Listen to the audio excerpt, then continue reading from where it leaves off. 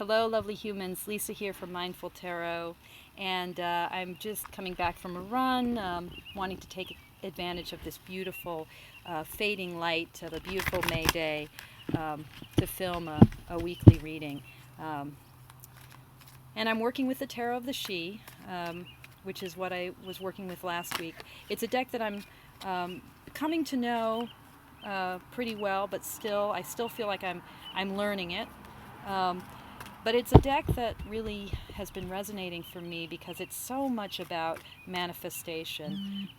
It's a little bit linear in some ways. I mean, Emily Carding definitely is tracing the pattern of creation and transformation through the sort of emergence of dream, idea, image in the suit of swords, the dreamers, as she calls them, the suit of air, up through the kind of bursting of creative, energetic will in the warrior, the suit of fire, the wands, then from there into expressivity, emotionality, fluidity, the suit that she calls dancer, the cups, the water, and then finally culminating in the very grounded, uh, earthy suit of maker. So it's really a deck through the minor arcana especially that's about manifestation, creativity,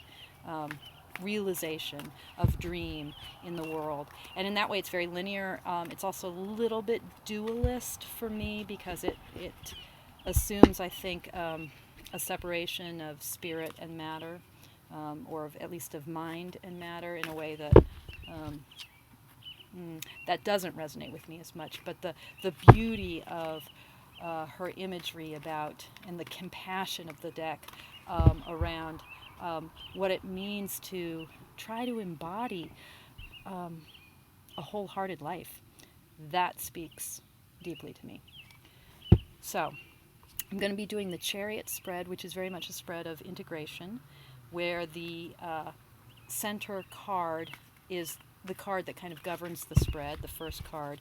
And then on the wings, the two cards on the wings are very much the cards that speak a kind of complementarity or two sides of an issue, light and dark, perhaps that which is in the light and that which is in the shadow of the question or issue at hand in the central suit. So the spread kind of echoes the shape of the chariot. So this is our center card, our charioteer. Maker 10, kingdom prospers. So the 10 of Pentacles, right? The ultimate suit of a kind of embodied realization, energy in the world, a kind of union of all things, all beings, in this united kingdom, prosperity, abundance. This to me is really the culmination card in so many ways of the activity of manifesting. So if this is where our heart is centered this week, it really is a week about realizing that strong impulse toward a life that fully embodies our heart, that fully gives shape to community, to a sense of abundance. On either side of the card, Maker 6, generosity. Okay. And on the other wing, the warrior prince, the gift of spirit. So all of her court cards are understood in terms of gifts. So a sense that all four cards kind of taken together comprise the different gifts that that the fairies, that the otherworldly beings can offer to us this week.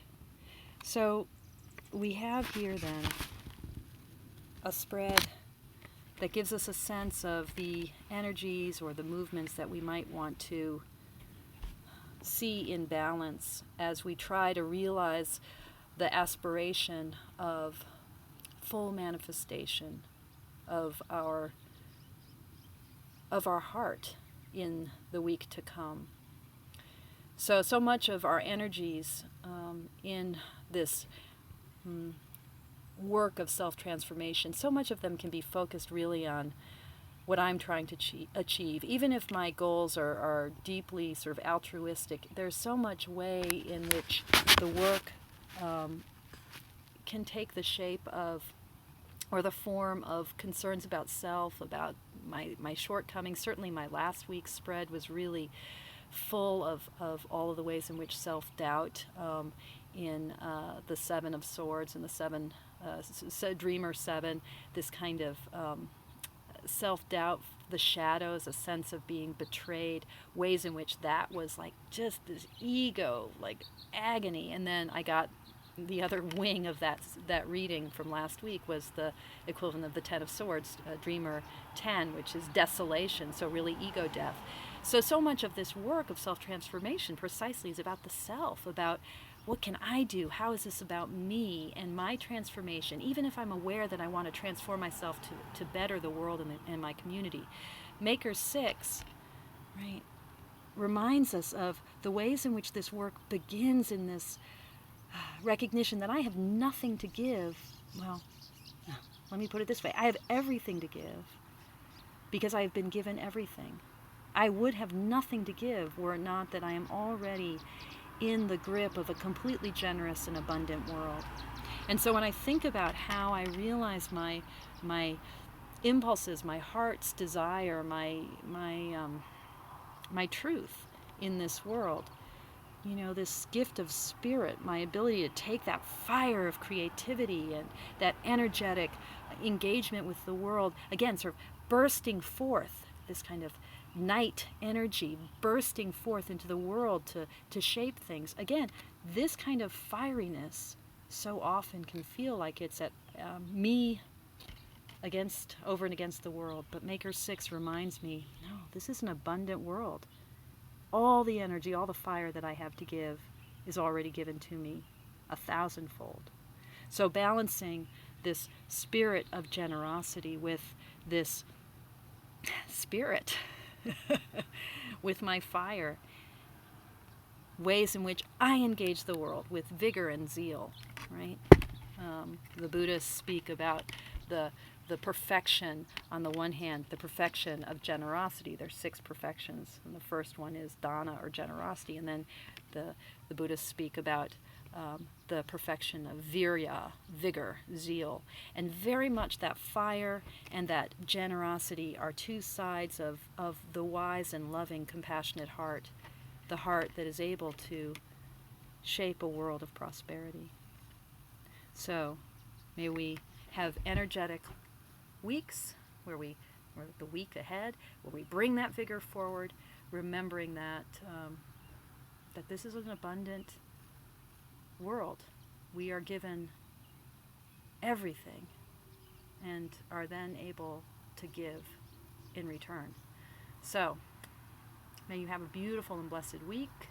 May it be prosperous and glorious, and may that spirit of creativity and that sense of abundant generosity just bless you each of the days ahead.